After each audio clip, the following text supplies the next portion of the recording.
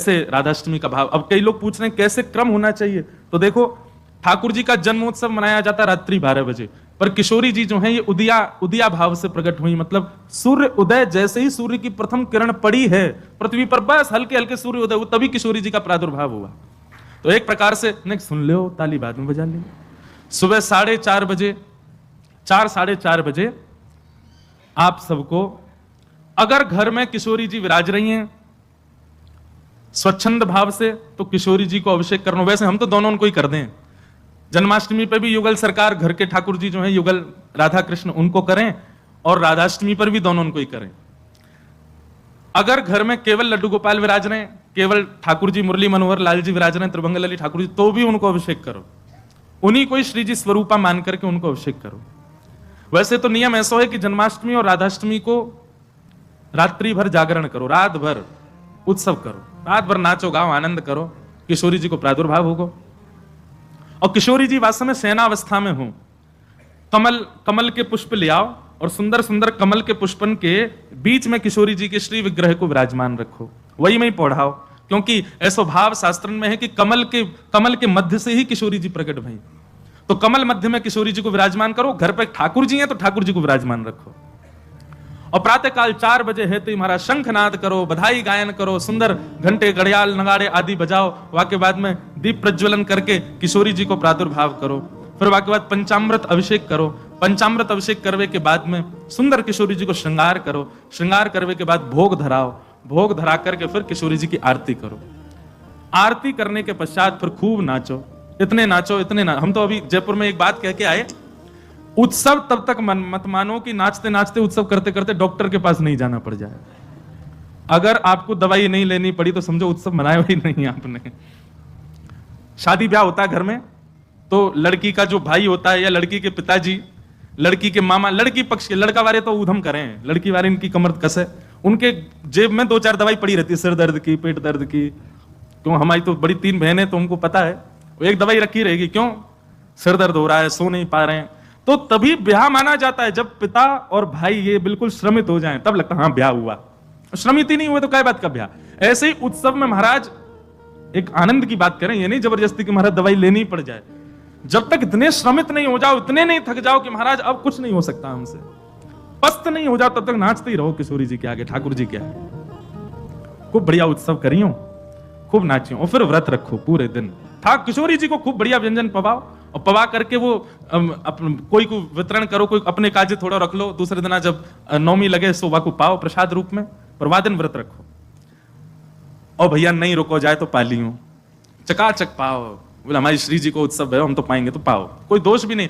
व्रत ना करने से पाप नहीं लगता है, पर व्रत करने से पुण्य बहुत होता है हमको, लेकिन पुण्य की नहीं, हमको किशोरी जी की कामना। तो इस प्रकार, और फिर एक नियम सुनो, या तो संभावना बने तो सहस्त्र कमल, 1000 कमल, और 1000 कमल की भावना नहीं बने तो 1000 कोई भी पुष्प, लेकिन सुगंधित होने चाहिए, बिना सुगंध वाले नहीं। मोगरा के हो जाएं, हार श्रृंगार के हो जाएं, गुलाब के हो जाएं, और यदि व्यवस्था बन जाए तो कमल 1000 हो जाएं। किशोरी जी के अभिषेक के बाद, आरती करने के बाद, सब आरती आदि पूजन किशोरी जी को भोग लगाने के बाद, फिर उसके बाद 1000 कमल से श्री चरणों की अर्चना करो। अब अर्चना में तो कई लोग ऐसा भाव रखेंगे कि राधा सहस्त्र नाम गाओ, राधा सहस्त्र नाम से 1000 कमल चढ़ाओ, पर हमारी भावना ऐसी, गोपाल सहस्त्र नाम से चढ़ाओ, गोपाल जी के नाम से 1-1 कमल ठाकुर जी, क्योंकि भैया धन धन राधिका के चरण,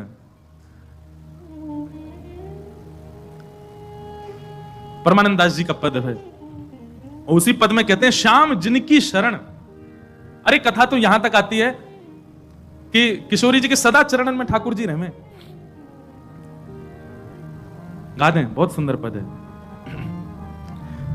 धन धन राधिका के चरण, धन धन राधिका के चरण,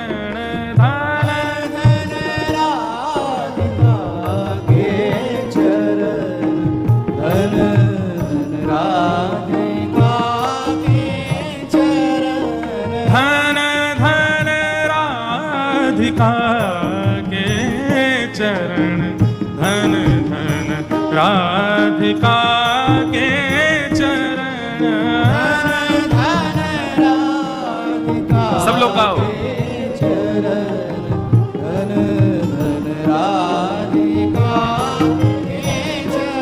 कैसे हैं चरण? परम शीतल अति कोमल, परम शीतल अति कोमल, परम शीतल अति कोमल, परम शीतल अति कोमल, कमल के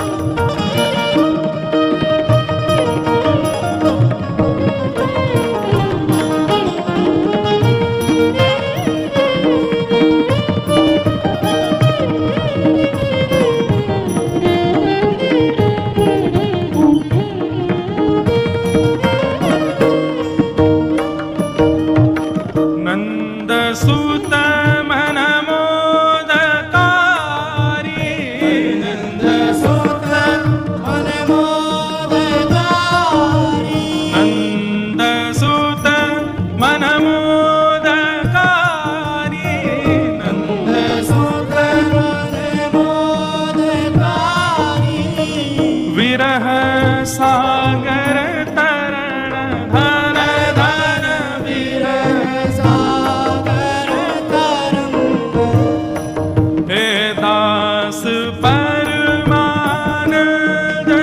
छिन छिन, दास परमानंद छिन छिन, श्याम जिन